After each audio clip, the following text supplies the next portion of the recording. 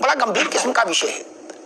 पूरी भारत ने, पूरी दुनिया में जहां जहां राम के प्रति आस्था रखने वाले लोग, मनुष्य है, सबके लिए यह दिव्य क्षण है, अलौकिक क्षण है, अद्भुत क्षण है।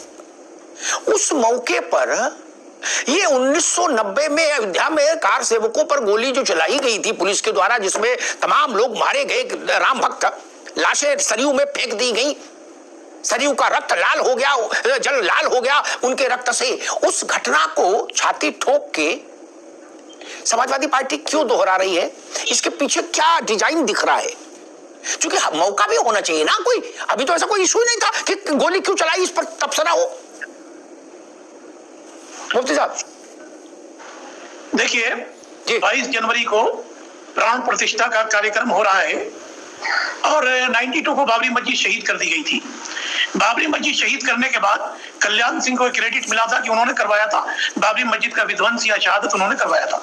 मगर मुलायम सिंह यादव के साथ आपको एक बात बताता हूं कि मुलायम सिंह यादव के साथ कल्याण सिंह चले गए थे, गोली चलने के बाद गए थे, गोली चलने से पहले नहीं गए थे। एक बात। दूसरी बात यह है कि भाजपा सरकार ने या राष्ट्रपति ने मुलायम सिंह यादव को अभी जो पुरस्कार दिया है, पद्म भूषण दिया है, क्यों दिया है? दो बात। मैं कहता हूं कि मामला जब सुप्रीम कोर्ट में था वो खत्म हो गया, तो दोनों तरफ से इस तरह की जो बातें हो रही है वो मुझे लगता है गलत है। संजय निषाद भी कह रहे थे, संजय निषाद ने मर्यादा पुरुषोत्तम राम की कितना ही बेइज्जती किया है। मुफ्ती साहब एक मिनट रुकिए। अभी आज का विषय ये नहीं कि मुलायम सिंह को पद्म विभूषण क्यों दिया, किसको। आज मेरा सिर्फ इतना था, इस मौके पर गोली चलाने वाले उस कांड को जो हर भारतीय के हृदय में फांस बन के अटका, उसकी जरूरत क्या थी? आज जरूरत पर बहस कर रहा हूं। कोई डॉक्टर ने बताया था कि उसको याद नहीं करोगे तो खाना नहीं पचेगा? सुनिए, आज बाकी कथा हम सब अयोध्या पर कई बार कर चुके। मेरी बात साहब एक मिनट, मैंने सवाल पहले किया, आप शायद उस आशय को हम आपको नहीं समझा पाए, इसलिए मुझे दोबारा कहना पड़ रहा है। आज का विषय सीमित, आज केवल हर्ष और उत्साह का वातावरण है। 500 साल की प्रतीक्षा की अवधि खत्म हो रही है। उस समय छाती ठोक के ये कहना कि हमने गोली ठीक चलवाई, इसके पीछे कोई तो रणनीति होगी। बौरे तो है नहीं कि यूं ही बोल दिए होंगे। नहीं, इसके पीछे मुस्लिम वोटों की रणनीति सी बात है। ठीक, तो सही है। ठीक है मुफ्ती साहब। रावत साहब, आप क्रिया करोगे तो प्रतिक्रिया के लिए भी तैयार रहना होगा, नहीं? बिल्कुल भाई, जुलाब लोगे तो दस्त तो लगेगा ही लगेगा, फिर बाद में शिकायत क्यों? नहीं, आप गोली चलवाने पर छाती ठोकोगे कि हमने राम भक्त मरवा दिया, अच्छा किया, ठीक किया।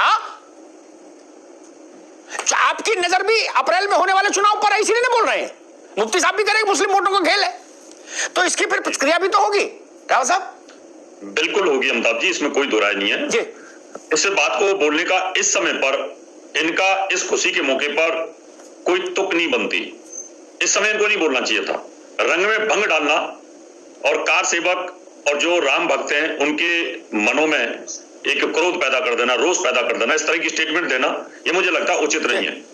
क्योंकि अगर इन सब चीजों को बोलते हैं संविधान की रक्षा के लिए की, तो फिर इनको खटीमा कांड भी याद करना पड़ेगा, मुजफ्फरनगर कांड भी करना पड़ेगा, और मायावती को गेस्ट हाउस में मार दिया होता अगर ब्रह्मदत्त द्विवेदी ना होते तो उस समय कौन से संविधान की रक्षा कर रहे थे? ये तो जंगल राज था, एक तरह से आतंकवादी राज था कि जो मर्जी करो प्रशासन उनके अधीन था, और उसी का नशा था कि राम सेवकों पर गोली, कार सेवकों पर गोली चलाना बेरहमी से। अगर कोई दर्शन करने के लिए जा रहा है तो आप उसको वैसे भी रोक सकते हो, आंसू गैस के गोले से रोक सकते हो, बहुत सारी विधियां हैं। वो तो दर्शन करने के लिए जा रहे थे, और जो इनोसेंट आदमी उत्तराखंड के प्रदर्शन करने के लिए जा रहे थे उनके ऊपर गोलियां चलवा दी। तो ये क्रूरता थी, और अब दोबारा से क्रूरता भरे शब्दों को इस्तेमाल करने का मतलब है कि मुसलमान वोट बैंक को खुश करना।